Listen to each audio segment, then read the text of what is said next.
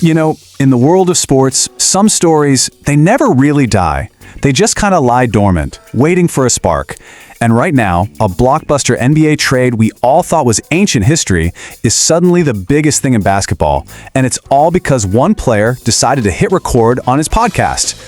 So what did Draymond Green actually say? I mean, how could a couple of sentences on a podcast bring back a trade so controversial it got a general manager fired?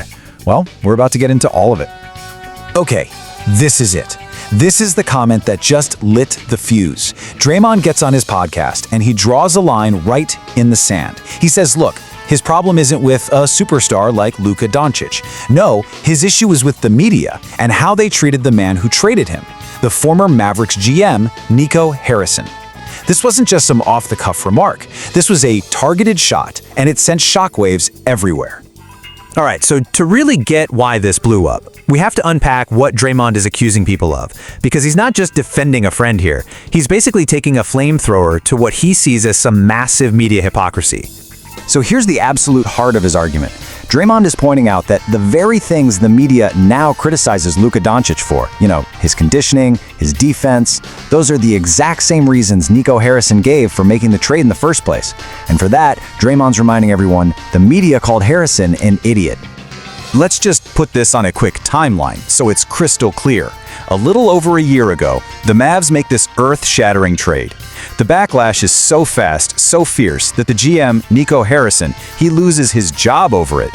And now, today, Draymond's podcast has yanked that entire thing right back into the spotlight. Okay, so let's hit rewind for a second. What was the original logic here? Because let's be real, if you're going to trade a generational talent like Luka, you better have a bulletproof argument. So let's actually look at the case the front office was trying to make. When you lay out the reasons like this, they don't sound completely insane, right? In a vacuum, you've got worries about a giant contract, concerns about conditioning and leadership. The goal, they said, was to build a tough, defense-first team. You can almost see the logic they were trying to sell. Almost. But yeah, this is where the whole thing just completely falls apart.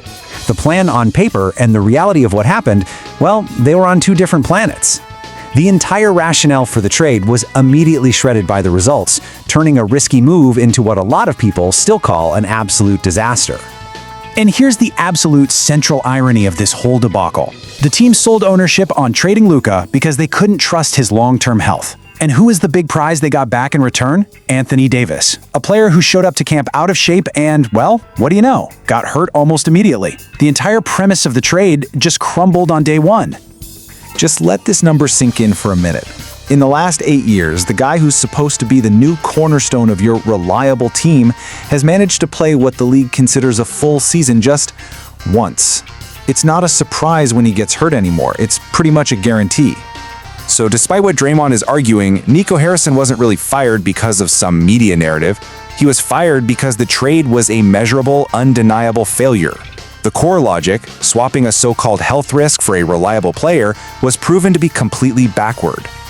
With all this talk about GMs and the media, it's kind of easy to forget about the generational talent at the heart of all this. So let's just take a second and remind ourselves exactly who Luka Dončić is. I mean, just look at these numbers. He leads the league in scoring, he's third in assists, he's a consensus top 7 player on the entire planet, and he is only 25 years old. Look, does he have flaws? Sure. He complains to the refs, his defense isn't always there. But make no mistake about it, this is the kind of player you build a dynasty around. Let me just ask you this, straight up. If you were starting an NBA team from scratch tomorrow, building for the next 10 years, isn't Luka Dončić one of the first names out of your mouth? That's the player they traded away. And that's what it all comes down to, right? For a lot of people, this isn't even a complicated debate. They feel it's one of the worst trades in modern sports history for one very, very simple reason. You don't trade that guy, period. So, that brings us all the way back to the big question. If the trade was such an obvious failure, why is a guy with a basketball mind as sharp as Draymond Green's bringing it all up a year later? What's his real motivation here?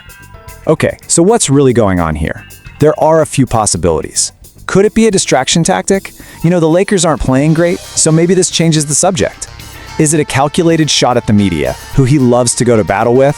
Or is it something way simpler and a whole lot more personal? And this, right here, is the missing piece of the puzzle you have to understand. Nico Harrison wasn't just some executive in a suit.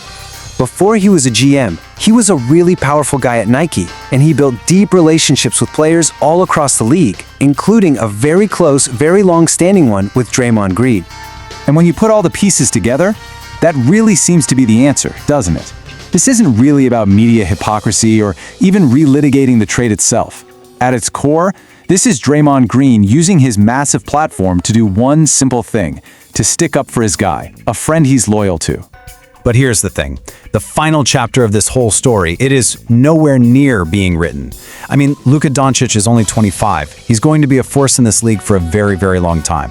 The full impact of this trade, for better or worse, we're not going to truly understand it for another decade, at least. Which really leaves us with one last thought.